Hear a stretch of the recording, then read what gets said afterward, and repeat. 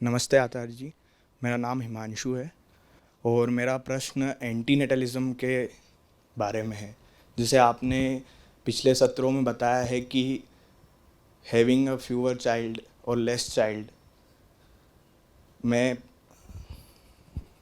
Help in reducing carbon emissions, तो India इसमें सबसे आगे है, तो हमें उसके बारे में काम करना चाहिए या नहीं? बच्चे न पैदा करने के लिए क्या काम करना पड़ता है?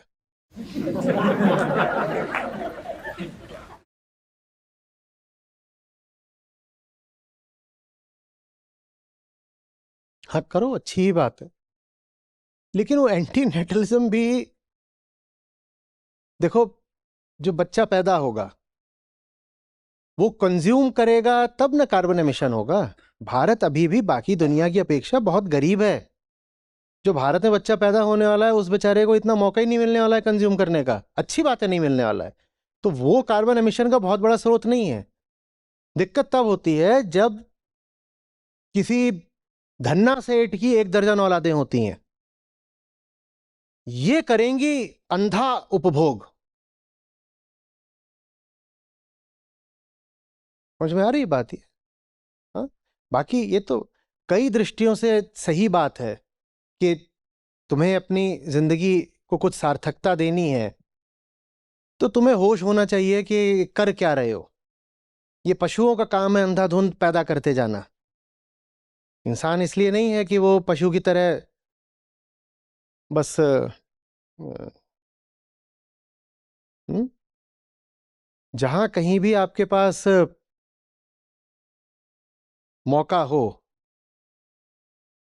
वहां सबसे पहले बात क्लाइमेट की ही करें। दुनिया के किसी भी मुद्दे से ज्यादा क्लाइमेट की बात जरूरी है। जो भी बातें आपको जरूरी लगती होंगी उनसे 100 गुना ज्यादा जरूरी है ये क्लाइमेट की बात। आपके ऑफिस में कहीं 4 लोग मिलकर बात कर रहे हैं, आप क्लाइमेट का मुद्दा उठाएं। आपके घर कोई वोट मांगने आया है, उससे कहें तुम्हारे मैनिफेस्टो में क्लाइमेट चेंज कहां है। बिल्कुल रट लगा दें, क्योंकि हमारी वो आखिरी पीढ़ी हो सकती है जो इस बारे में कुछ कर सकती थी। और आप अगर पृथ्वी की परवाह नहीं कर रहे तो पृथ्वी को आपकी परवाह भी नहीं करनी है। छोड़िए पृथ्वी को, वो एब्स्ट्रैक्ट हो जाता है। आप अगर कल की परवाह नहीं कर रहे तो कल आपके बच्चों की परवाह नहीं कर रहा। अपने बच्चों से प्यार है ना? हाँ, तो अपने बच्चों को एक जलती हुई दुनिया छोड़कर जा रहे हो। जलती हुई, खत्म होती हुई।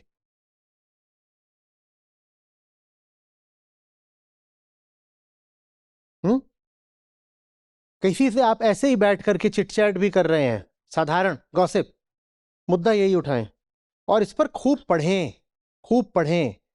खूब खुद खोज खोज कर पढ़ना इसलिए भी जरूरी है क्योंकि बहुत सारे देशों में, विशेषकर अमेरिका, ये कोशिश की जा रही है कि क्लाइमेट की आवाजों को दबाया जाए। जो वहां नया प्रशासन आया है वो चाहता नहीं कि क्लाइमेट के बारे में कोई भी बात हो। वो उसे स्कूलों कॉलेजों के करिकुलम से भी हटा रहे हैं और जो लोग उसकी बात करना चाहते हैं उनकी आवाज को दबा रहे हैं, उनके सोशल मीडिया अकाउंट्स भी बंद कर रहे हैं। जितने तरीके से उनको रोका जा सकता है रोक रहे हैं। तो बिल्कुल हो सकता है कि आप सोचें कि अरे मेरी फीड पर तो क्लाइमेट को लेके कुछ आ नहीं रहा, तो वो नहीं आएगा क्योंकि एल्गोरिदम को बोला गया है कि ये बात जनता तक नहीं पहुंचनी चाहिए। क्योंकि वो एल्गोरिदम भी किसके हाथ में है? उन्हीं लोगों के हाथ में है जो कार्बन एमिशन करते हैं। वो आप तक ये खबर नहीं पहुंचने देंगे। आप सोचेंगे कि टीवी पर ये बात आए, टीवी पर ये बात नहीं आएगी। ये एक बहुत बड़ी साजिश है पूरी मानवता के खिलाफ। जो बातें मैं आपसे कह रहा हूं ये बातें नेट पर तो उपलब्ध हैं लेकिन मीडिया आप तक नहीं लेकर आएगा। इसलिए नहीं कि वो जानते नहीं, बल्कि इसलिए क्योंकि वो पूरी अच्छे तरीके से जानते हैं। वो आप तक यही जितनी भी ये चिल्लर बातें होती है लेकर के आएंगे। आईपीएल देख लो, फलानी एक्ट्रेस फलाने के साथ पकड़ी गई, फलाने का ये हो गया, फलाने का बछड़ा कुएं में गिर गया, हिंदू ने मुसलमान को दौड़ा लिया। ये वो आपको इसमें उलझा कर रखेंगे ताकि जो अस्तित्वगत संकट है वो आपको पता ही नहीं लगे, आपको एक नशा दिया जा रहा है ताकि आप बस नशे की पिनक में ऐसे बेहोशी में ही मर जाओ, शांतिपूर्वक मर जाओ। नहीं तो आप विद्रोह कर दोगे, क्रांति कर दोगे ना। क्रांति कर दोगे तो उनके न्यस्त स्वार्थों पर चोट पड़ती है। और इसकी बात मैं ज्यादा आप लोगों से इसलिए किया करता हूं क्योंकि ये जो महाप्रलय आ चुकी है वो सबसे अधिक हमारे ऊपर ही टूटनी है। हालांकि उसके जो जिम्मेदार लोग हैं वो हम नहीं हैं। औसत भारतीय का जो कार्बन फुटप्रिंट है वो बहुत छोटा है, और जिसका कार्बन फुटप्रिंट माने आप कितना कार्बन उत्सर्जित करते हो, और जिसका कार्बन फुटप्रिंट जितना छोटा होता है ना, क्लाइमेट चेंज की मार उस पर उतनी भयानक पड़ती है। गजब नाइंसाफी है। और जिसका क्लाइमेट फुटप्रिंट जितना बड़ा होता है वो क्लाइमेट की मार से बच जाता है, क्योंकि उसका फुटप्रिंट बड़ा इसीलिए है क्योंकि उसके पास पैसा है। अभी गीता कम्युनिटी पर ही किसी ने डाला था, मुझे नहीं मालूम कि वो सही गणनाओं से आ रहा है कि नहीं आ रहा है, कि एलॉन मस्क के जो 2 जेट हैं वो एक साल में जितना कार्बन उत्सर्जित कर देते हैं उतना औसत भारतीय 2700 सालों में भी नहीं कर पाएगा।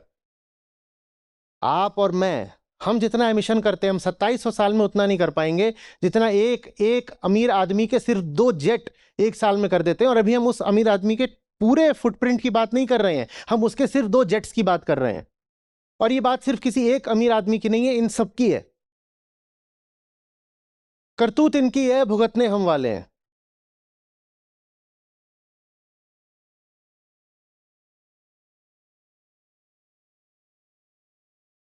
आपकी भी जो खोपड़ी है ना, ये ऐसे ही नहीं बन गई। ये मत मान लीजिए कि भगवान ने रच करके इंसान को ऐसा बना दिया है, नहीं।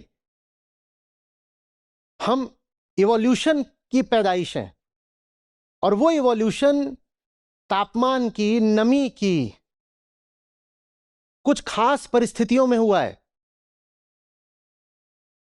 होता है ना कि भाई ये एक मशीन है और ये इतने से इतने तापमान के बीच में काम करने के लिए बनी है। वैसे ये भी एक मशीन है, आपका इंजन है, उसका तापमान बढ़ जाए तो क्या हो जाता है। बहुत सारी मशीनरी होती है, विदेशी लोग उसको बेचने को तैयार होते हैं, खासकर मिलिट्री मशीनरी। भारत उसको खरीदता नहीं है, बताओ क्यों? क्योंकि वो कनाडा की किसी फर्म ने बनाई थी। तो भारत के रेगिस्तान में जो तापमान होता है, जहां युद्ध लड़ा जाएगा, मान लीजिए पाकिस्तान की सीमा राजस्थान से लगी हुई, अब युद्ध वहां लड़ा जाना है, तो वो जो आपने कनाडा से मशीनरी मंगवा ली, चाहे वो राइफल हो चाहे टैंक हो, वो उतने तापमान के लिए बना ही नहीं है। और वैसे ही अब चीन से आपका झगड़ा हो गया, वहां पर जो 0 से 20 डिग्री नीचे का तापमान है, उसके लिए आपने जो हथियार मंगाया था वो बना ही नहीं है। आपकी राइफल है, इंसास है, वो वहां पर चोक कर गई। इतनी ठंडक है कि चोक कर गई, उसकी मैगजीन क्रैक कर गई, कुछ भी हो सकता है। वैसे ये मशीनरी भी एक खास तापमान के लिए बनी है। हम सिर्फ मरने नहीं वाले, हम पागल होने वाले हैं। हम पागल होने वाले हैं। ठीक, आपके भीतर भी तापमान नापने की प्रक्रिया लगातार चल रही है। जैसे भीतर भीतर एक घड़ी चलती है ना, भीतर घड़ी चलती है कि नहीं चलती है? हम जानते हैं, एक घड़ी बाहर लगी होती है, एक भीतर चलती है। उसी को फिर आप बोलते हैं, कौन सी रिदम कहलाती है वो? सरकारी। हाँ। तो वैसे ही भीतर तापमान नापने की भी मशीन लगी हुई है, जो ये चाहती है कि अगर दिन में लू चली है तो रात में ठंडक हो जाए। जब रात में 12, 2, 3 बजे भी लू ही चल रही होगी तो भीतर की सारी व्यवस्था खराब हो जानी है। ये जो ये है, ये हिस्सा जो है हमारी मशीन का, ये विक्षिप्त हो जाना है। तो एक तपती सड़क है जिस पर डामर पिघल चुका है और उस पर पागल लोग दौड़ रहे हैं अपने कपड़े फाड़ते हुए। 5, 10, 20 मिनट तक दौड़ते हैं और फिर मर के गिर जाते हैं। ये दुनिया छोड़कर जा रहे हैं हम अपने बच्चों के लिए।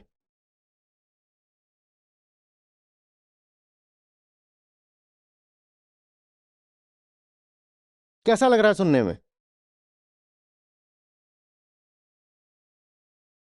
मैं क्लाइमेट फीडबैक लूप्स की आप लोगों से कई बार बात कर चुका हूं। पिछली बार जब बात करी थी कितने लोग मौजूद थे? और फीडबैक लूप्स सक्रिय हो चुके हैं, उनको रोका नहीं जा सकता। हां, उनके आगे बढ़ने की गति शायद हम कुछ उस पर अंकुश लगा सकते हैं, पर वो सक्रिय हो चुके हैं। जंगल का कटना ही जंगल के और ज्यादा जलने का कारण बन जाता है। ये एक फीडबैक लूप है।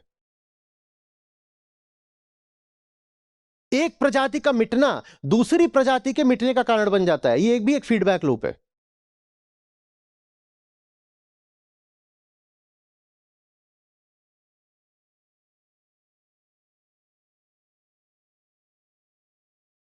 एक प्रजाति है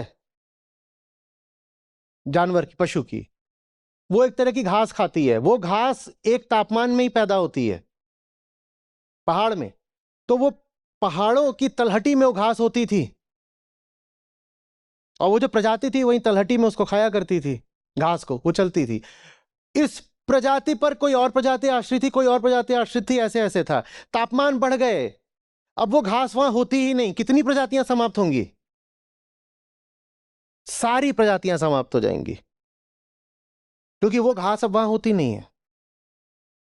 इतना ही नहीं है, वो घास जितनी भी है या थी वो सूखेगी अब, और जब सूखेगी और तापमान बढ़ा हुआ है तो उसमें आग लगती है, और जब आग लगेगी तो जहां अभी कुछ हरा शेष भी है वो भी जल जाएगा। यह है फीडबैक साइकिल। हरापन हरेपन को बढ़ाता है, और वही हरापन जब सूख जाता है तो आग का कारण बन जाता है। हरी घास नहीं जलती ना, भूसा जलता है। कुछ आ रही बात समझ में?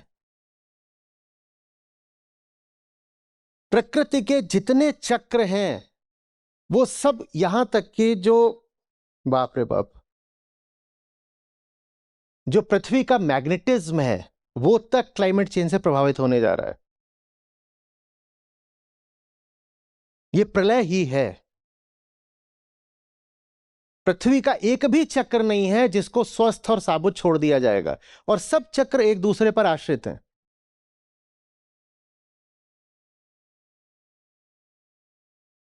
और जब हम चक्रों की बात कर रहे हैं तो महिलाओं का मासिक चक्र भी अछूता नहीं रहने वाला है। जबरदस्त तरीके से अनियमित हो जाएगा, बीमार करेगा, और उससे संबंधित जो दिमाग पर हार्मोनल प्रभाव पड़ता है और व्यवहार बदलता है वो भी होगा।